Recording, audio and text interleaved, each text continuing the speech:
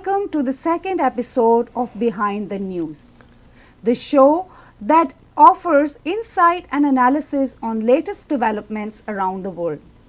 I'm Halima Sadia and I am joined by Mohammad Rizwan, who is a seasoned journalist, analyst and researcher.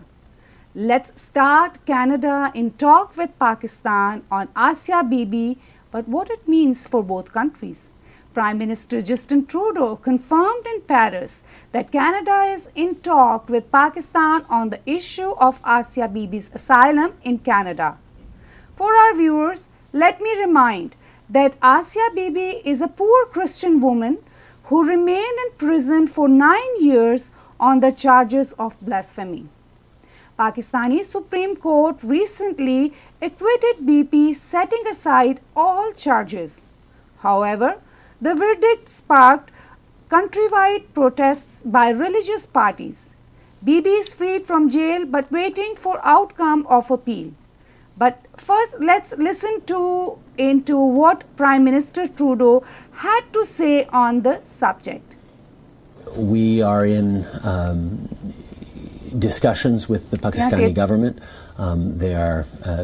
There's a delicate domestic context that we respect, which is why I don't want to say any more about that, but I will remind people that Canada is a welcome. So Rizwan, how do you see the situation in coming days and weeks? Sadia, as we know that Canada is a leading advocate and exponent of human rights in the world. Wherever the minorities are threatened, wherever ethnicities are threatened, Canada is always there to raise their voice, to help them and advocate their causes. So again, Prime Minister Trudeau, who was in Paris for the World War Memorial this week, and he was asked a question about Aasia Bibi's fate in Pakistan. He confirmed what Foreign Minister Chrystia Freeland spoken to Foreign Minister Shah Mahmood Qureshi of Pakistan. Basically, Canada told Pakistan that they are willing to take Aasia Bibi. Not in those words, but definitely they made their intentions clear that if Pakistan wants, they can offer the asylum. There were other countries under consideration when Aasia was freed. And you know, when Aasia is freed, she is being kept at an unknown place, at a safe place, because of threats to her life. And there are many countries who expressed their willingness to take her. But lately we have heard news from Britain also that they are sensitive to their home situation, their diaspora situation over there. So that may not be a very good destination for Aasia. So that leaves basically Canada and a couple of other European countries, and Canada has stepped forward once again to take Aasia Bibi.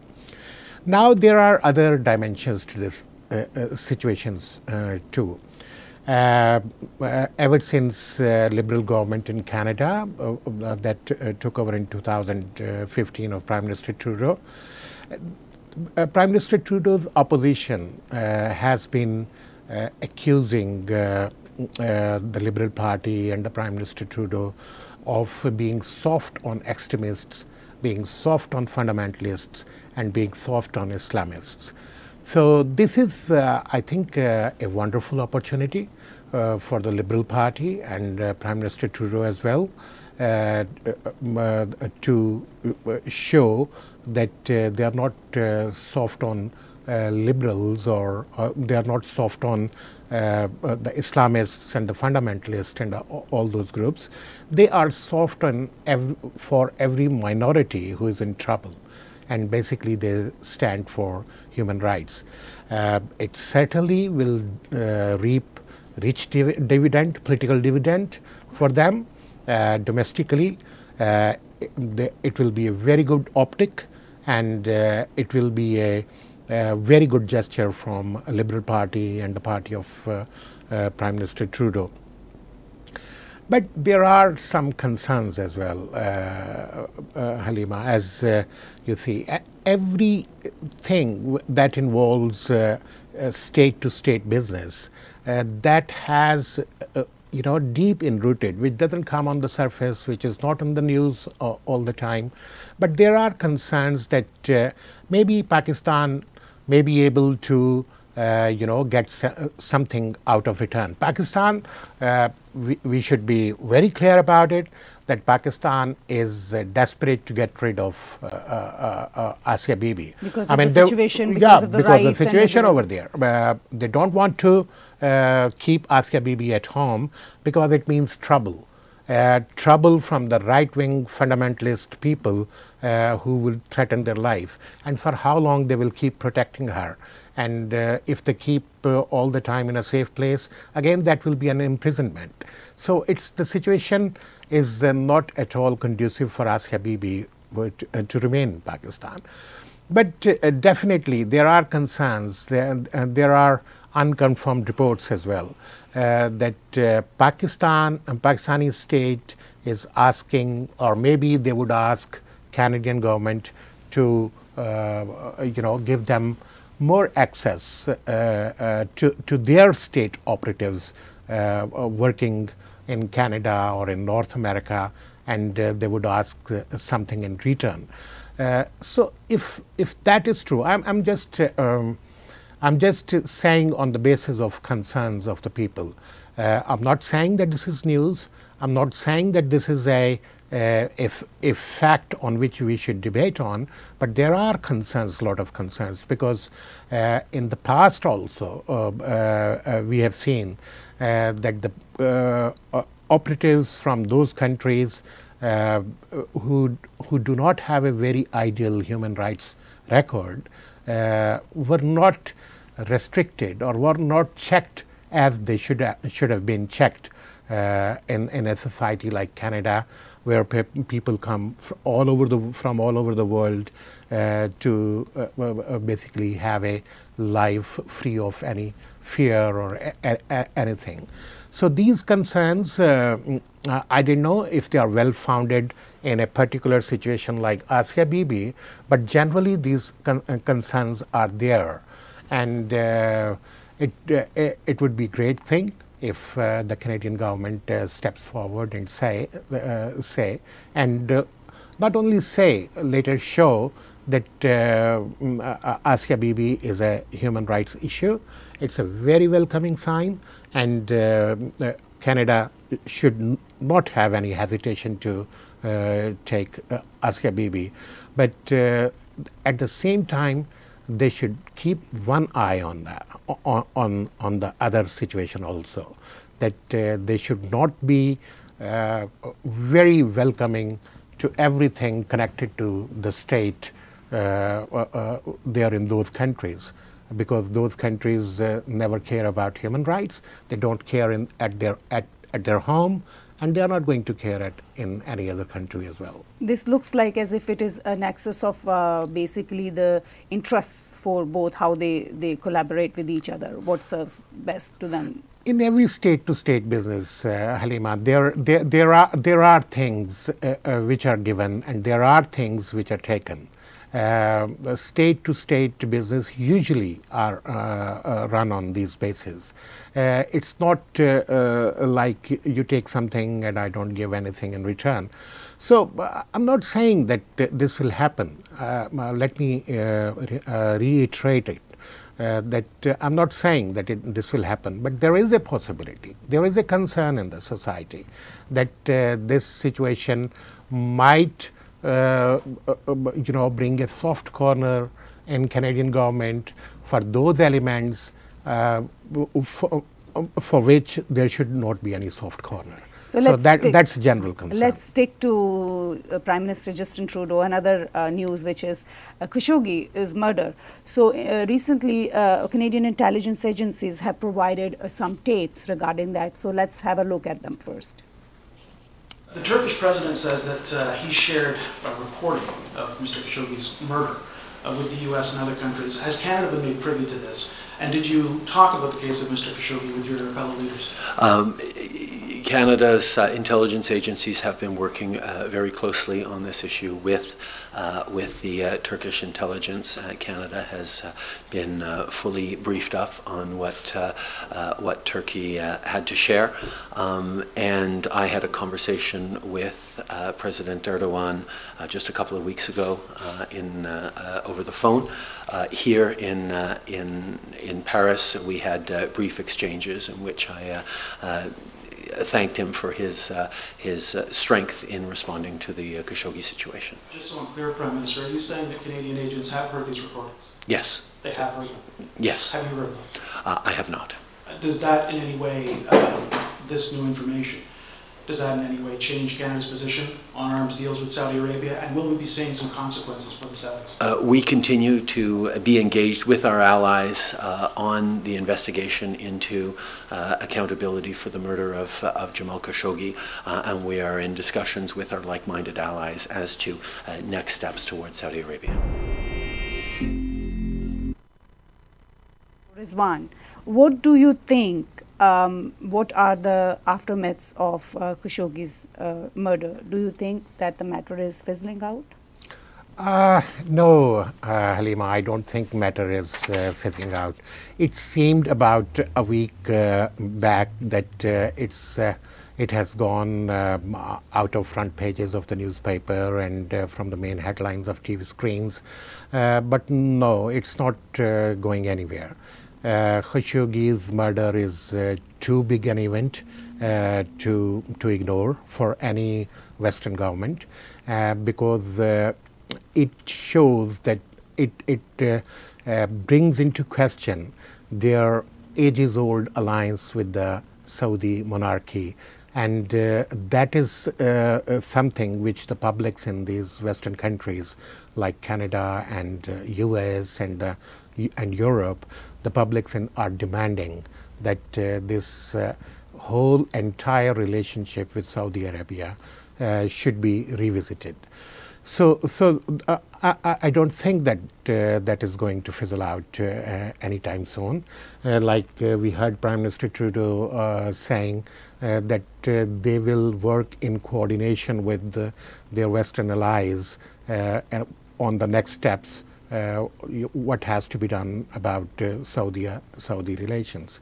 It's not the first time. Canada has been bitten once before because when it was a simple matter of human rights which was tweeted from Chrystia Freeland, and we saw the overreaction of Saudi Arabia because I thought that they were too drunk of power, or they were too confident to take on something which they didn't even bother to defend. They just took action.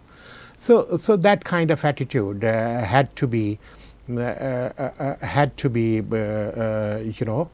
bring into a perspective.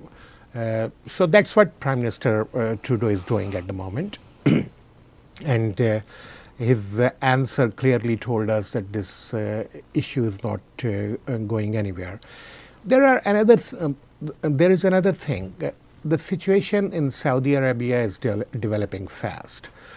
Two things after Khashoggi's murder have already happened, and those are very, very significant developments.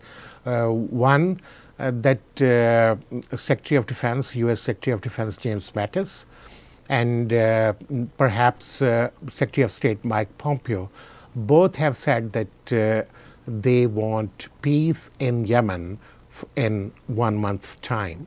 So that is very significant. So they are basically saying that enough is enough because Saudi Arabia was in charge of Yemen campaign, and they made a mess out of it.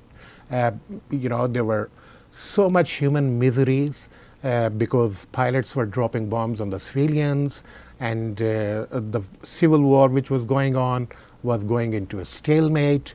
There was no Saudi advances whatsoever. Houthis were there where they were before the campaign started, and the only difference was the civilians was being killed every day. So this had to stop. I mean, that madness was going on for long now, and US had clearly given 1 month's time to all parties to come on the table and talk peace about Yemen, so that they could, revisit the whole situation. This is one thing which happened after Khashoggi's murder. And the second thing, which is even more important in Saudi context, is that the Saudi King Salman's younger brother, Prince Ahmed, who was living in exile ever since Mohammed bin Salman, the Saudi crown prince, who is calling the shots in the kingdom now, he was in exile, and he is back in Saudi Arabia. And apparently, after guarantees from Washington and London that there will be no threat to his life. And at the same time, when he went back to Saudi Arabia, he's rallying all the princes who are there and who were at the receiving end of MBS wrath, Mohammed bin Salman's wrath, and they were imprisoned, and there is the whole House of Saud is fractured at the moment because of the policies of the young crown prince. So that is Prince Ahmed is trying to heal those wounds, and he is trying to build a coalition of royals who can take over as an alternative to the crown prince and bring Saudis back on track. Because one thing is for sure, because the policy of Saudi Arabia under MBS at the moment, MBS, by MBS I mean Mohammed bin Salman, because he is known by his initials. His policies are not getting Saudi Arabia anywhere, and his policies are too disruptive for the region as well. So that the cost, the political cost and the geopolitical costs are very heavy for all the backers, for all the people who thought that Mohammed bin Salman would be able to deliver. So there is a rethinking, and Prince Ahmed at the moment is leading that rethinking. So are you suggesting that Saudis should play a more responsible role in the region than they are playing? That is the basic need of the time right now for the party. Yes, Salima, exactly, because their policies ever since this young crown prince has taken over Saudi kingdom, their policies have basically upended the balance of power in the region. They have launched a blockade of Qatar. They have started a war in Yemen, and now they know how to end it. And all the time the civilian casualties are mounting so high that the whole world is alarmed and concerned. And if that campaign was started to thwart Iranian influence, that is not achieved either. Iranian influence is there before, as it was before the campaign started, and they are still there in Yemen, the Houthis and the Iranian-backed militias. So nothing has been achieved on the ground. Nobody's interest it served. And at the same time, it very seriously upended the balance of power within Saudi Arabia. Saudi monarchy was very delicately balanced on the relations and on the accession of various princes. Those princes are now out of the picture, and the MBS was calling the shots. But now the world thinks that that has to change. We'll continue our talk, but we have to take a short break. Let's go for a short break.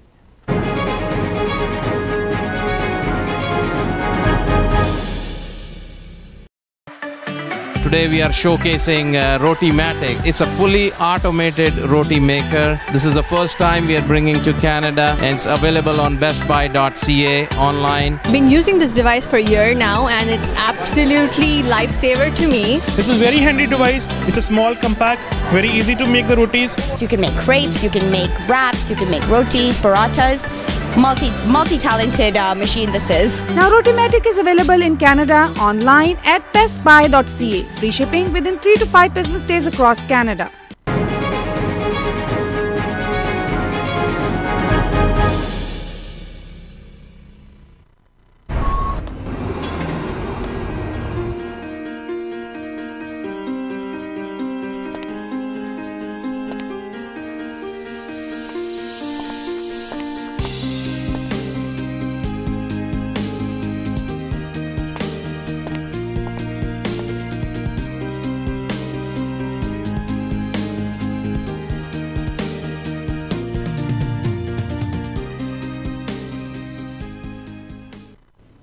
Welcome back. We will continue our analysis today.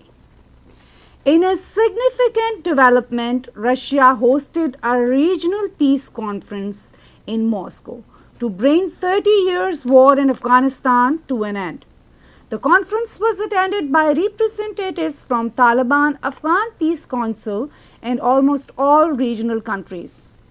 So, Rizwan, how important is this peace conference, and what do you think that the stakes of the regional players, especially like Pakistan, Iran and India, what are their stakes and how they are going to develop?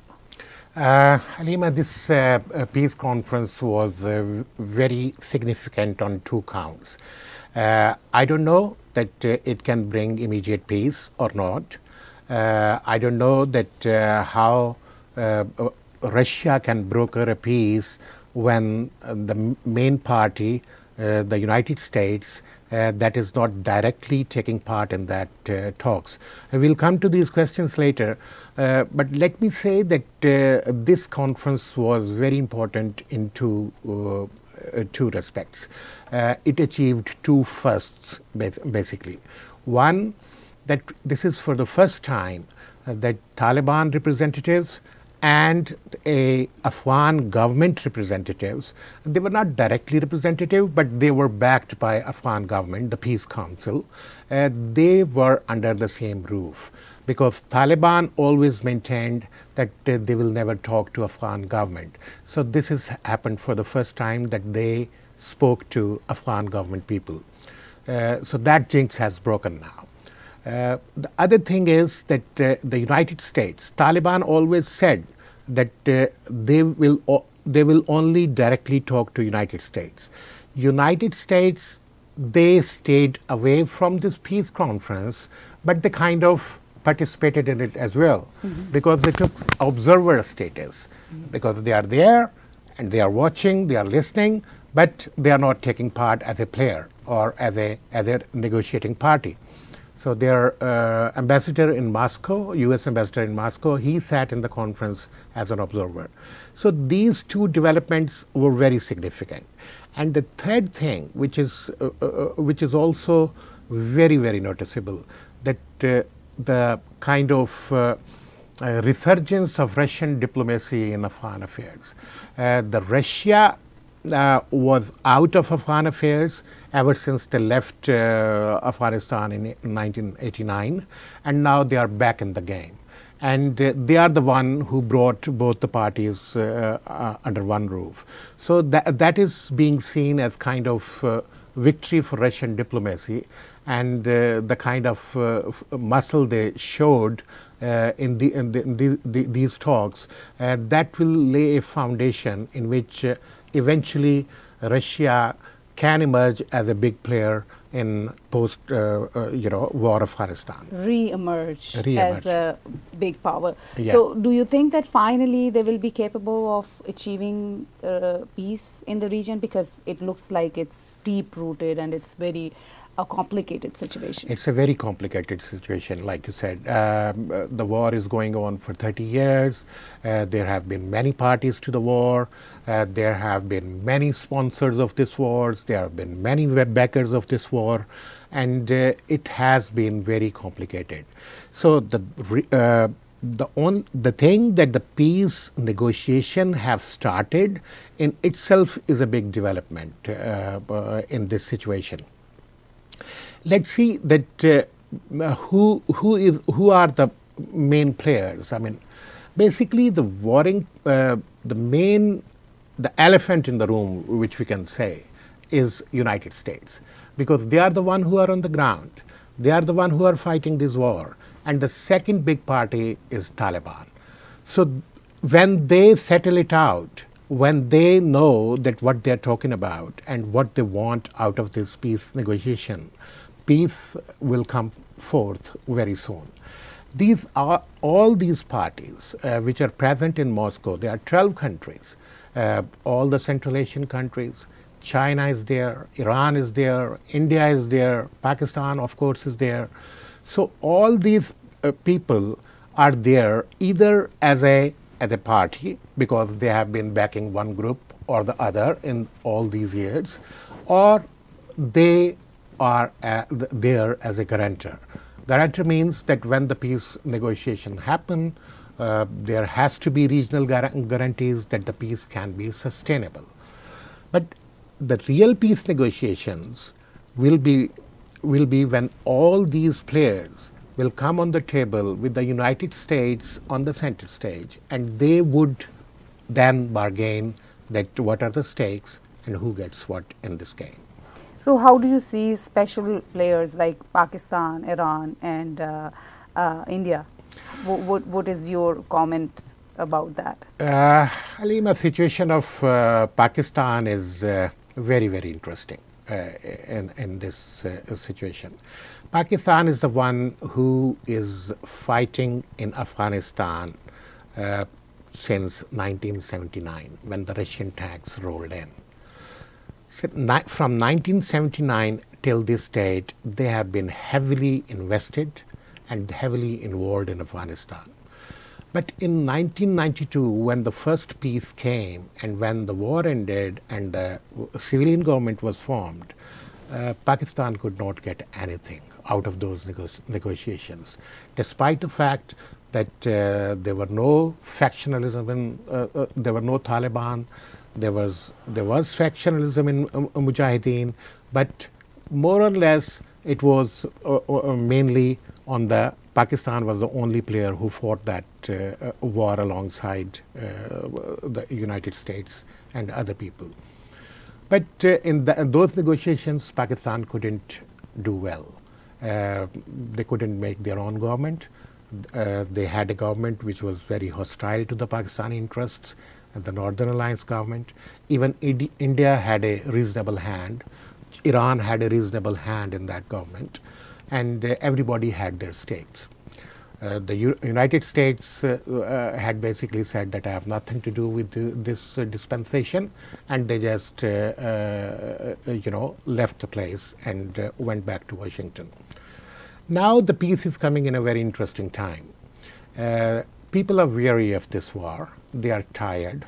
The sponsors are tired. The backers are tired. The money is scarce. Now it's hard to come by. The weapons are hard to come by, and all the parties are weary. So normally it's a very ideal condition for peace when everybody is tired.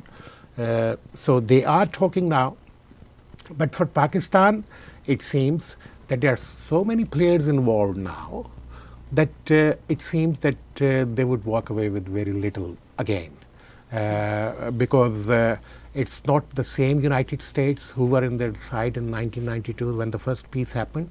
It's not a very friendly United States at the moment. And the Russia, Iran, they're not going to relent to Pakistani's wishes.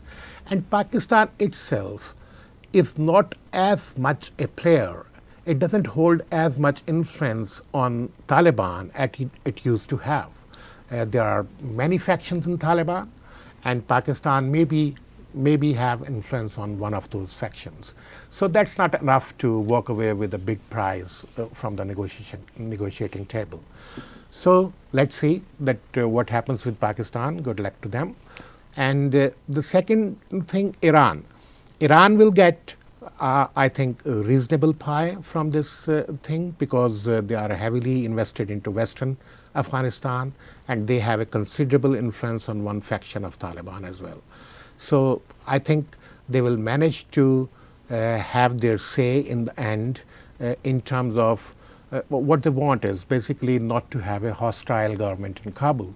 So maybe that come to them, or it remains to be seen if they get it or not.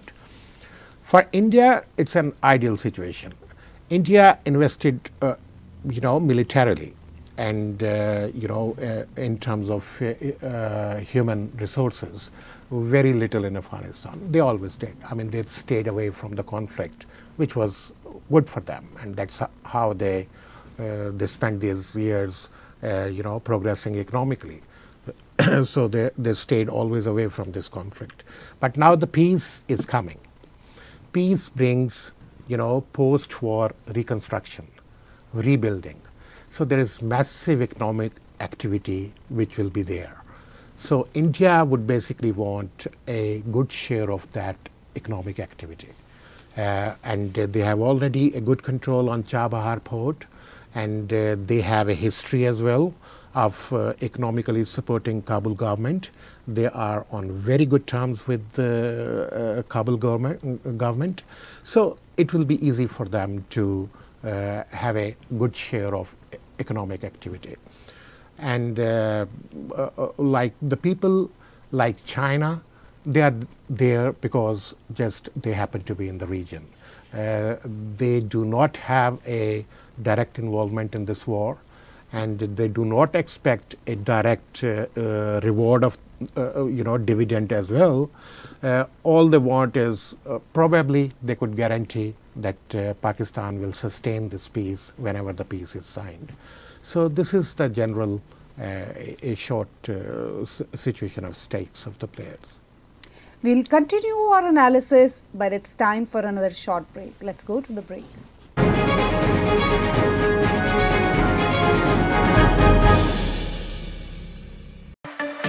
Today we are showcasing Rotimatic. It's a fully automated roti maker. This is the first time we are bringing to Canada, and it's available on bestbuy.ca online. Been using this device for a year now, and it's absolutely lifesaver to me. This is very handy device. It's a small, compact, very easy to make the rotis. So you can make crepes, you can make wraps, you can make rotis, parathas. Multi-talented machine this is. Now Rotimatic is available in Canada online at bestbuy.ca. Free shipping within 3 to 5 business days across Canada.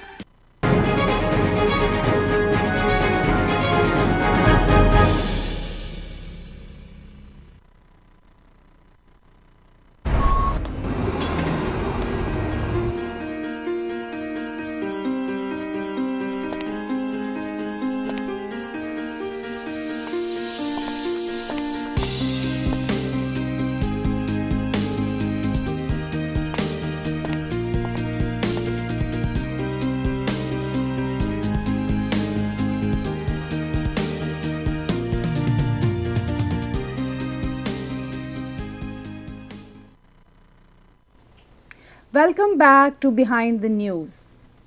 As right-wing movements take center stage in the US, India, Europe, and other parts of the world, a new buzzword has emerged: fake news. In a recent BBC research on India, tried to find out if there is any connection between rise of nationalism and prevalence of fake news on social media. The study concluded that there is a strong link. So Rizwan, what do you think? What is the connection between nationalism and fake news, especially in the backdrop of the current politics in US, India and Europe? What do you think? Halima, this connection, this BBC study, they have established that there is a link. that rise of nationalism and fake news, they rose at the same time, and they are progressing at the same time. So they conducted this study basically on India and Kenya and Nigeria also, but the questions there were different. And they found out that ever since this government of Prime Minister Narendra Modi has come into power, BJP government, the prevalence of fake news on social media has increased. So that's their research. And this research was prompted by many mob lynching incidents, which we saw over last 4 years. There are 30 to 32 mob lynching incidents, which were spurred by news which came on Facebook or WhatsApp or the other Twitter handles or everything. And that was a cause of concern and alarm which prompted this study. Nationalism, Halima, you see, there's nothing wrong in nationalism, because that's a kind of misunderstood term. People confuse nationalism with patriotism. Patriotism is something else. Nationalism is something else. Patriotism is that I love my country. I love my culture.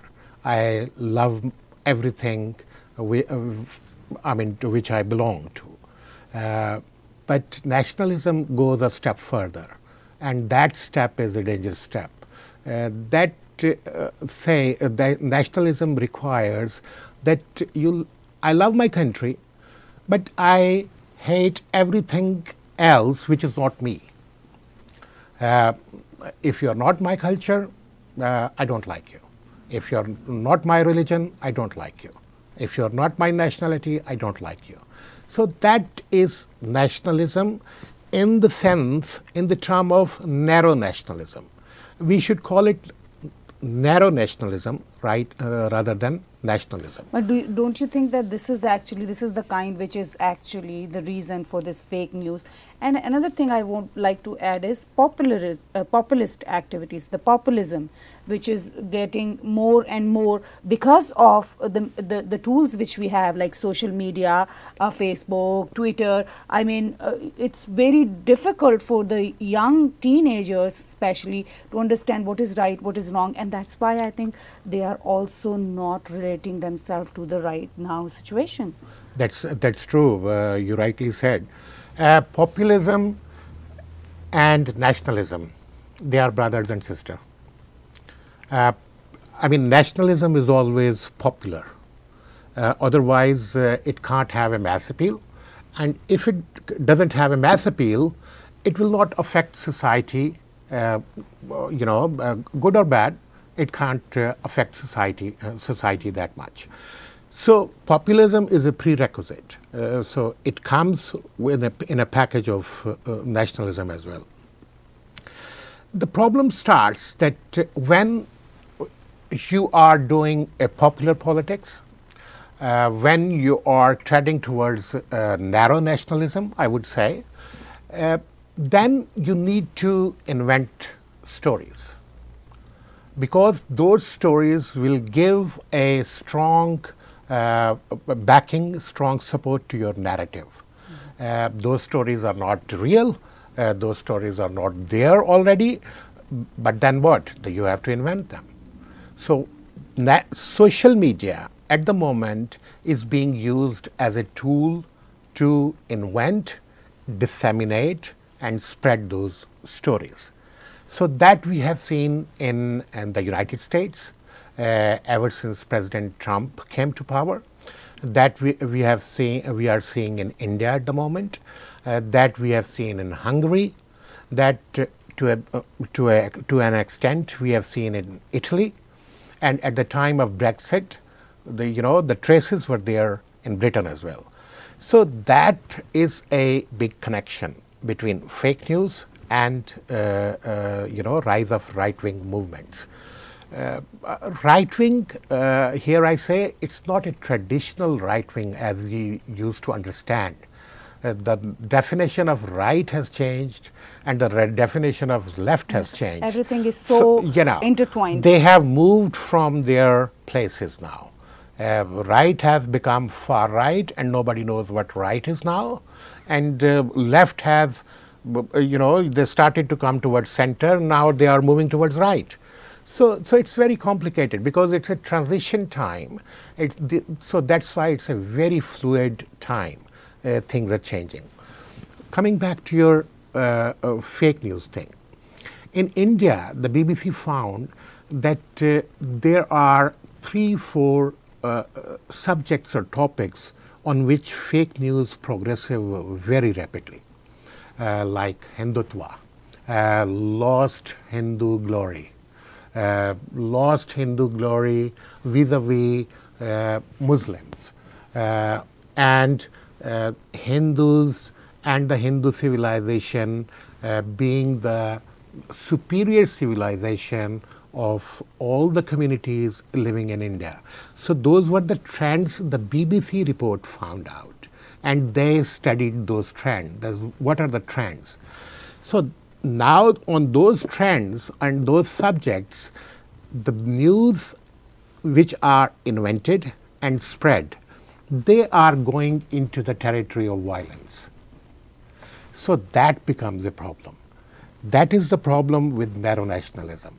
Narrow nationalism doesn't stop somewhere. It doesn't stop within the boundaries. It doesn't stop only by loving your flag.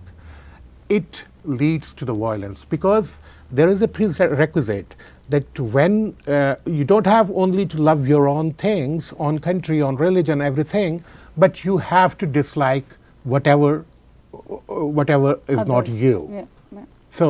So that inculcates and brings in violence. So that violence is a dangerous trend. That's why this study is. But there should be something to encounter it, and to encounter it, we should research more. We should go. What would you suggest? Yes, I mean there is the need to encounter it. Basically, I think we should stick to the oldest school in human history, and that is truth and reality. Even if it's bitter, even it's a good truth, even if you like it or not like it, we should not try to change the definition of truth itself. We should not try to change the definition of reality itself. Because reality has to prevail because it will confuse everything. Every social theory, it will confuse every social and political theory. And at the end, chaos will be there. And from chaos, nothing good can emerge. I thank you very much once again for being with us today for this analysis behind the news. Viewers, we need your feedback. Please do contact with us. We want to know that how are you enjoying this behind the news show. If you have any suggestions, you have questions, please contact with us. You can see us through social media or WhatsApp. Thank you very much for watching today's Behind the News.